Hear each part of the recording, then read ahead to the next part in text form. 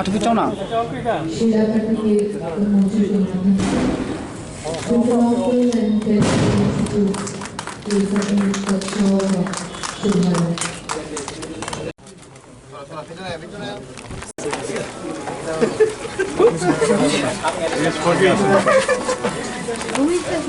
এটা একটা ক্লাসরুম, এগুলো সব নতুন সমস্ত কিছু। আমরা বরণ করে নিচ্ছি আমাদের আজকের অনুষ্ঠানের মাননীয় উদ্বোধক ও প্রধান অতিথি রাজ্যের মাননীয় মুখ্যমন্ত্রী প্রফেসর ডক্টর মানিক সাহা মহোদয়কে। অনুরোধ রাখবো সবাই মিলে করতালি দিয়ে অভিনন্দিত করবার জন্য। हम मंच पर स्वागत कर रहे हैं त्रिपुरा के माननीय उप मुख्यमंत्री श्री जिष्णुदेव वर्मा जी का। আমরা একই সঙ্গে বরণ করে নিচ্ছি রাজ্যের তথ্য ও সংস্কৃতি দপ্তরের মাননীয় মন্ত্রী শ্রী সুশান্ত চৌধুরী মহোদয়কে। বরণ করে নিচ্ছি আগরতলা পুর নিগমের মাননীয় মেয়র শ্রী দীপক মজুমদার মহোদয়কে। বরণ করে নিচ্ছি মঞ্চে উপবিষ্ট রয়েছেন অনুষ্ঠানের বিশেষ অতিথি তথ্য ও সংস্কৃতি দপ্তরের মাননীয় সচিব ডক্টর পি.কে চক্রবর্তী মহোদয়কে। মাননীয় অধিকর্তা Satyajit Ray film and television institute Kolkata আছে এবং ওনার পাশে থাকার জন্য বিনম্র অনুরোধ রাখবো আজকের অনুষ্ঠানের মঞ্চে উপবিষ্ট মাননীয় অতিথিদের কাছে।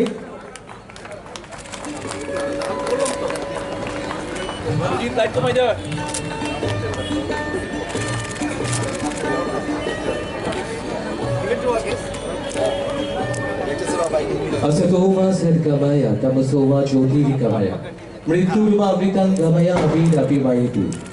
এই মঙ্গল প্রদীপ প্রচলনের মধ্য দিয়ে উদ্বোধনী নৃত্যানুষ্ঠান পরিবেশনায় রয়েছেন রয়্যাল ক্রিও শিল্পীরা। উদ্বোধনী নৃত্যানুষ্ঠান পরিবেশনায় রয়্যাল ক্রিও শিল্পীরা থাকছে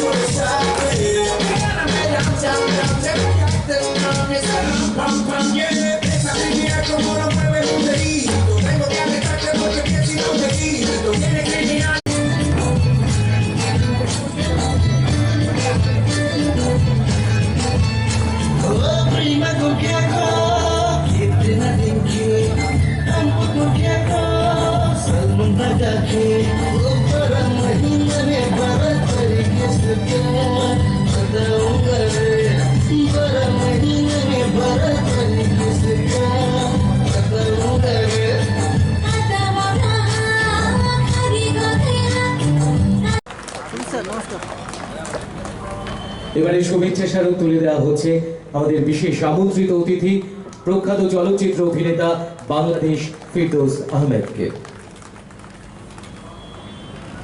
শুভেচ্ছা স্মারক তুলে দিয়ে শুভেচ্ছা জানানো হচ্ছে মাননীয় অধিকর্তা SRFTI কলকাতা শ্রী হিমাংশু। ত্রিপুরায় এসেছিলাম একটি বাংলাদেশ ফিল্ম ফেস্টিভ্যাল নিয়ে।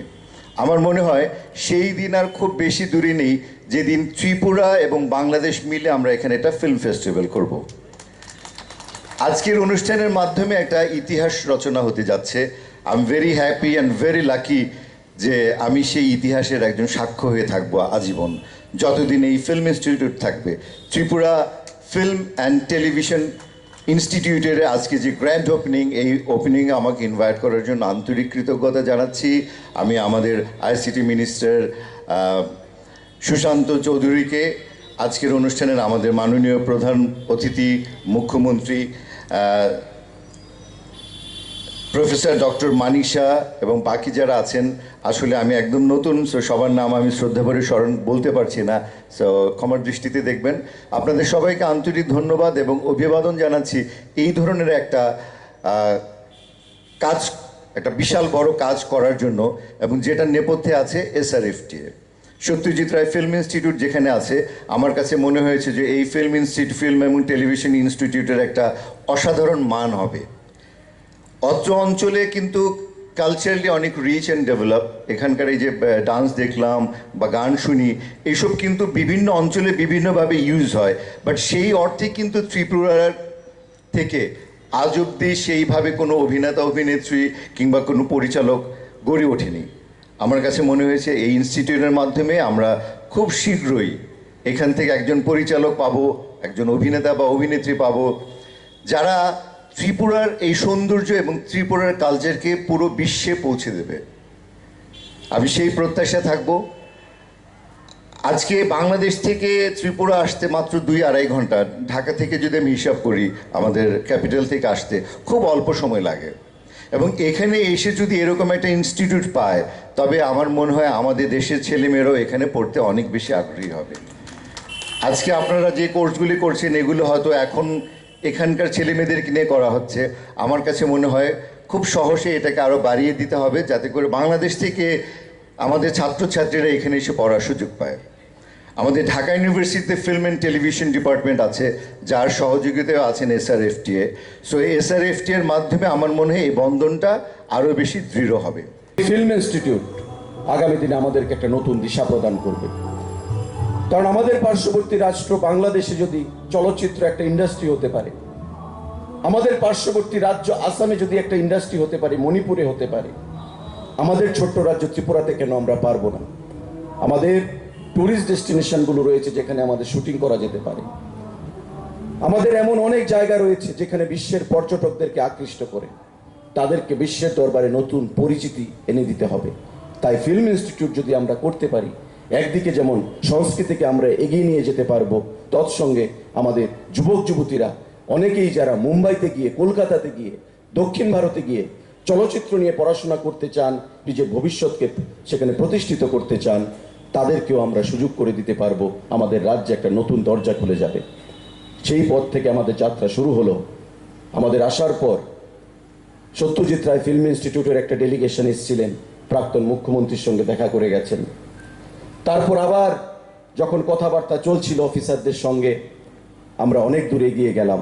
অর্থ দপ্তর থেকে অর্থ প্রদান করা হলো, মাননীয় মুখ্যমন্ত্রী নতুন দায়িত্ব নিলেন, ওনার সঙ্গে কথা বলা হলো। তারপর আবার আমরা গিয়ে মোটামুটি একটা ডেট ফিক্স করা হলো, আজকে নয় কালকে, কালকে নয় পরশু। অ্যাডভার্টাইজমেন্ট দেওয়া হলো, ভর্তির প্রক্রিয়া শুরু হলো, এবং আজকে আপনাদেরকে সাক্ষী রেখে আমরা মাননীয় মুখ্যমন্ত্রী এবং উপমুখ্যমন্ত্রীর গৌরবময় উপস্থিতিতে এই পথ চলা আমরা শুরু করেছি, আপনাদের আশীর্বাদকে পুঁজি করে বন্ধুরা।